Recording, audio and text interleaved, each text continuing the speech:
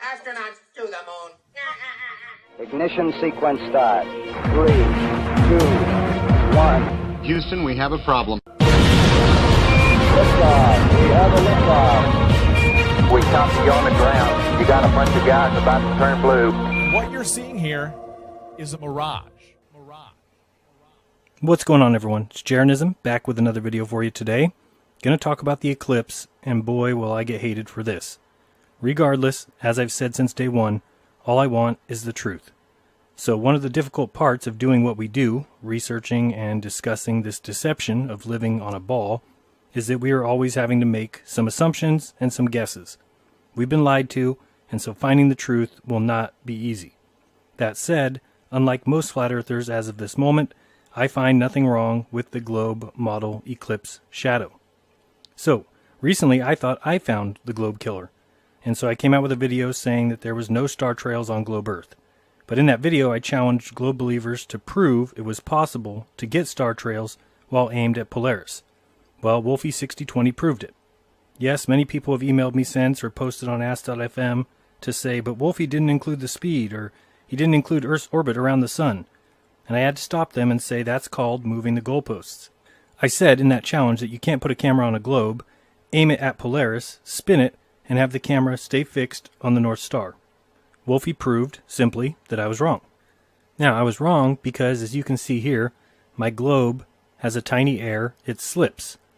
And so when I spin it, the globe shifts on its axis. Here you can see the issue when we look at just Greenland. Keep an eye on it and you'll see that as I spin it, it slips down. It's not firm on the axis.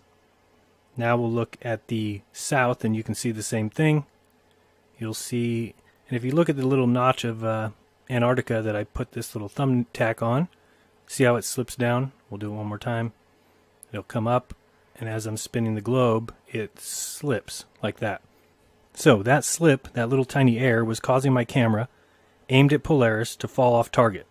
So I made an apology or a congrats video to Wolfie and pulled my no star trails on globe Earth video. But that video taught me something.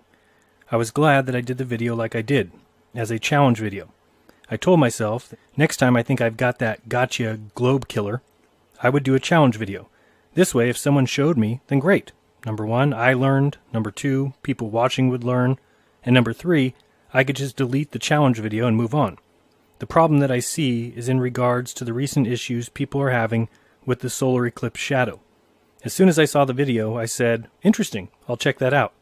But then, one by one, I started seeing people mirroring the video and making their own.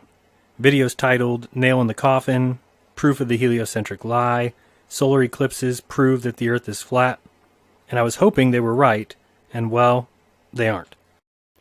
And so this reminded me a lot of my No Star Trails on Globe Earth video. In my opinion, if the video was made as a challenge, then when someone shows why or how it works, the challenge video can be deleted. The other thing is that so many people mirrored my Star Trails video, which means it's still out there, and it's saying things that have been debunked and that aren't true. If no one had mirrored it, it would have only been my original challenge video, Wolfie saying I was wrong, my showing Wolfie was right, and then my challenge video deleted. Meaning, what would be left on YouTube was all the truth. I made a point to say that I still don't believe in the globe model, but it can no longer be for the reasons I stated in that challenge video. So again, let me make it very clear that the solar eclipse being correct in their model is again not nearly enough for me to believe in the globe. In fact, I thought the solar eclipse worked before this week and 100% disbelieve the globe. The problem now, though, is that we have many incorrect videos out there. Many mirrored, and tons of comments that make Flat Earth look bad. This is kind of upsetting because there are so many issues with the globe model. The last thing we want to do is hang our hats on the things that the globe does have right. Again, if the video was a challenge, and let me just say and be clear here that I'm not telling anyone how to do their videos or saying you have to do your videos like me. What I'm saying is that I think there are ways to do things that are better for everyone involved in these debates, and also ways to do things that hurt and muddy the conversation. You're free to do whatever you want. But for myself, since I want the truth, I will make videos on a way that best displays truth for viewers. This way it's a learning experience. And just like when I did the Wolfie video, you watch, I'll be hated for this one. But it's okay, I'm pretty used to the hate by now. because people just don't see the purpose of my videos and questions, and that is to find the truth. So going forward, I will stick to my challenge formula and hope people don't mirror them in case they're wrong. Some videos cannot be challenges. When I think I see scuba divers in space, which I do, no one can prove that wrong. I think scuba divers are edited out, and I have evidence of them using those techniques. So those videos are a little bit different. The ones I'm talking about are the star trails or eclipse shadows, or things that can be proven one way or the other. So let me show you why the eclipse does work. And so really, what it comes down to is speed.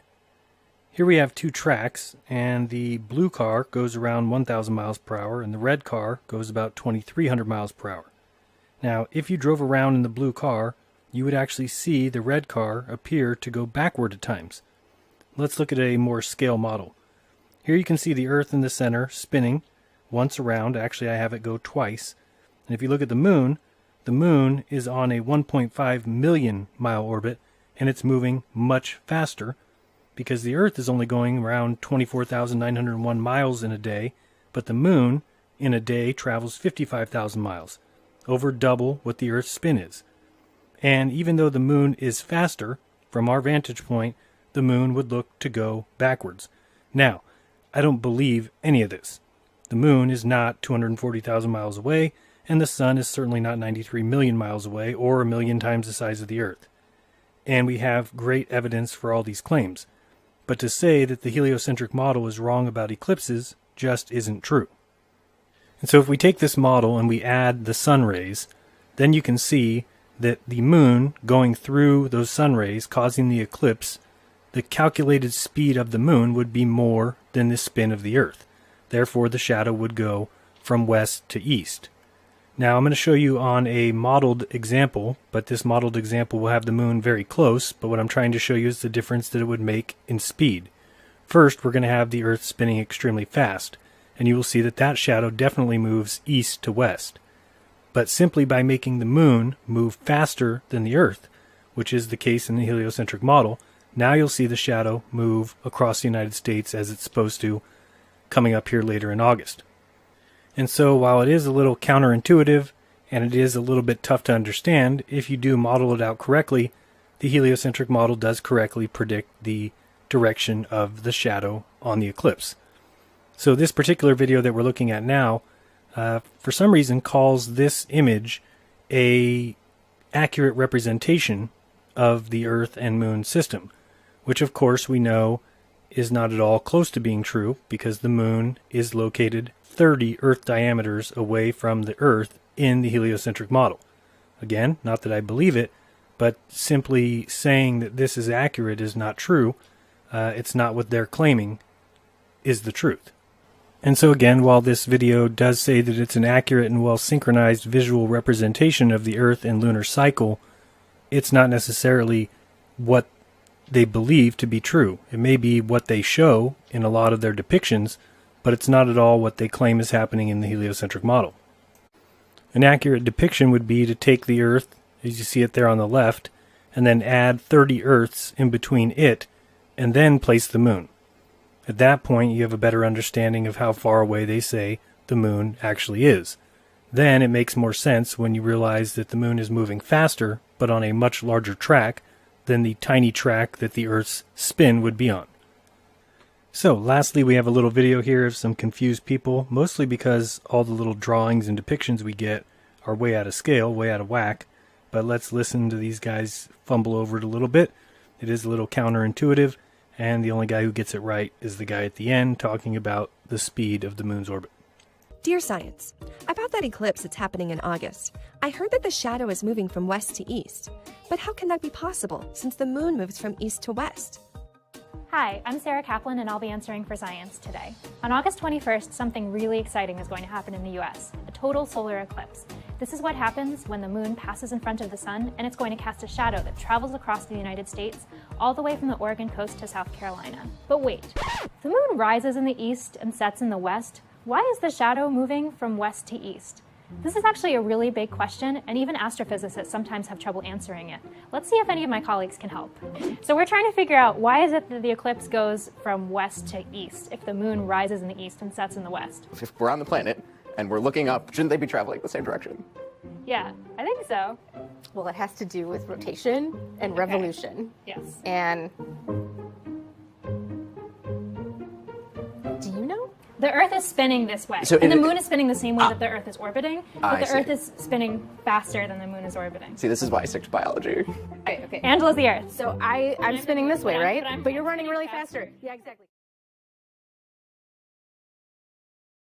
Clearly, we need to consult an expert on this. So we went to NASA's Goddard Space Flight Center in Maryland to talk to Alex Young, a NASA scientist, and ask for his best explanation. To try to make it as simple as possible, it really boils down to how fast the Earth is spinning and how fast the Moon is orbiting around it. The Moon is orbiting about twice as fast as the Earth is spinning. So if we're looking down on the Earth and we're at the Moon, we see the Earth spinning, but the Moon is moving faster. And so that shadow is moving across the Earth this way, which is west to east. And so yes, even though the Earth spins 27 times per the one Moon orbit, the Moon's orbit is actually faster. 1,040 miles per hour to about 2,300 miles per hour. So there's lots wrong with the heliocentric model, like lots. It just so happens that the eclipse shadow is not one of them. The shadow works in their model. However, for stuff that doesn't work, check out this Ultra HD 4K video of astronaut Jeff Fisher that NASA released. Yep, all 26 seconds of it. You see, NASA can get 4K high-def video, but for some reason, not of the Earth. And these cameras in space, they only last like 26 seconds. Makes a lot of sense, huh? Oops, don't slip there. I'm pretty sure they've got somebody on lifeguard duty, right? Yeah, pretty sure of it. So be kind, don't lie, and open up your mind. There's truth inside. Till next time, guys, this has been Jeranism.